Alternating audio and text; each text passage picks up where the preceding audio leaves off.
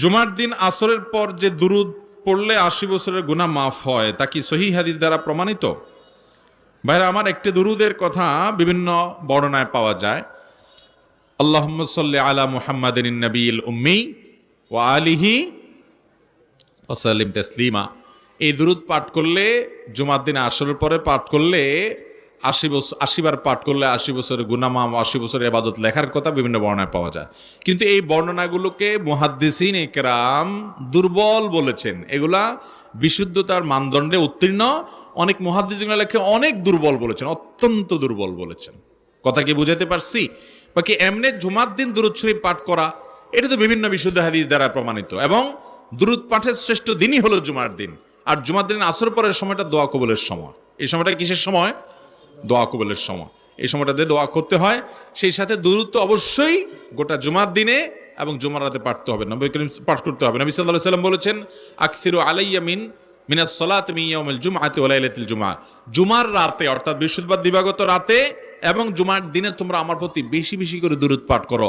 ফা ইন্না সালাতাকুম মা'রুদাতুন আলাই, কারণ তোমরা যে দুরূদ পাঠ করো এটা আমার সামনে উপস্থাপন করে ফেরেশতারা অমুকের ছেলে অমুকে আপনারা যদি দুরূদ পড়েছে। এজন্য দুরূদ শুক্রবারে বেশি করে পড়তে হবে, এতে কোনো সন্দেহ নাই।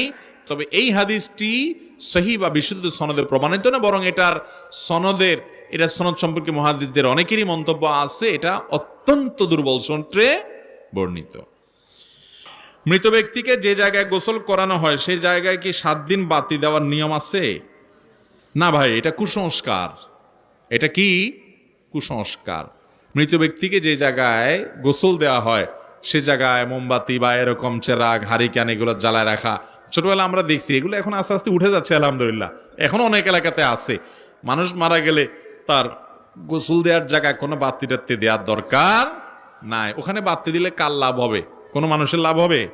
ওই টাকা দিয়া যেই মোম ওখানে জ্বালাইতেছেন 7 দিন ধরে, 7 দিনে দিন রাত 24 ঘন্টা মোম জ্বালায় রাখতে হয়, তাহলে কতগুলো মোম লাগবে হিসাব করছেন? যদি আপনার গড়ে ডেলি কত 3-4টা বড় মোমও লাগে, তাহলে হয়তো আপনার 30-40টা মোম দরকার হয় 7 দিনে। তো 30-40টা মোম আপনি যদি গরিব ফ্যামিলিতে দেন, যাদের বাচ্চারা মোমের অভাবে পড়ালেখা করতে পারে না, বাতির অভাবে, আলোর অভাবে হয়তো বিদ্যুৎ চলে যায়, লোডশেডিং হয়ে যায়, খেতে পারে না ভালো করে, তাদেরকে কিছু মোম কিনে দেন। মসজিদে কিছু মোম কিনে দেন যেখানে হয়তো লোডশেডিং এর কারণে তাদের বাতি জ্বালানোর ব্যবস্থা থাকে না বা কারেন্ট নেই। তাহলে এই মোম কিনে দিলে, মুর্দার তরফ থেকে কিনে দিলে এর সব মুর্দা পাবে ইনশাআল্লাহ। ওইটা বরং আরো ভালো। সেটা না করে গোসল দেওয়ার জায়গায় অযথা আপনি জ্বালায়া লাভ কি? ইসলাম এরকম কোনো অযৌক্তিক কাজের নির্দেশ দেয় নাই।